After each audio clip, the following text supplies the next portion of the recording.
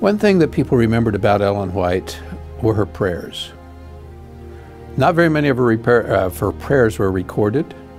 Occasionally when she was speaking, giving a sermon, and she would pray at the end of the sermon, the secretary would take down the prayer. But we do not have very many of her prayers actually recorded.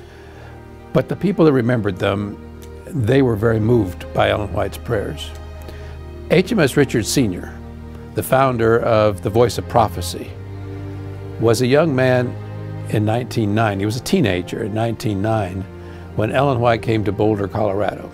It was her last trip across the United States, and so she stopped at Boulder, and they were having a meeting there, and he would recall that it was in a building. He thought it had 8 sides and had an iron roof. I think it was the Chautauqua building actually, but he doesn't call it that. Anyway, she spoke. And he said that when she spoke, of course this was without any microphone, so she's having to project her voice.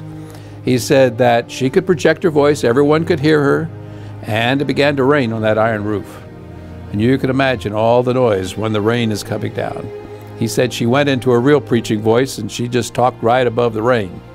Well, when she got through, of course, she was quite tired, and her son stepped up to where his mother was still speaking and said, you know, I think maybe you've got a long trip yet.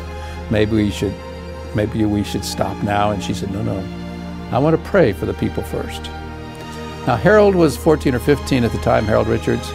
He said he was seated on the front row. He'd come early, wanted to make certain he could hear Ellen White and be close to Ellen White. His father had met Ellen White, and he wanted to listen to her very well, intently. And he said when she knelt down by the pulpit to begin to pray, it wasn't our Father, it was my Father. And he said she began to talk as if she were having a conversation with God. He said he'd never heard a prayer like it. He said before long, out in the congregation, you could hear people beginning to weep and cry. She wasn't using any dramatics. She was just talking to God about this congregation. And he said that when she preached, he said it was like a grandmother, just an elderly grandmother giving a warm sermon. But he said when she prayed, God honored her, and many people's lives were changed during that prayer.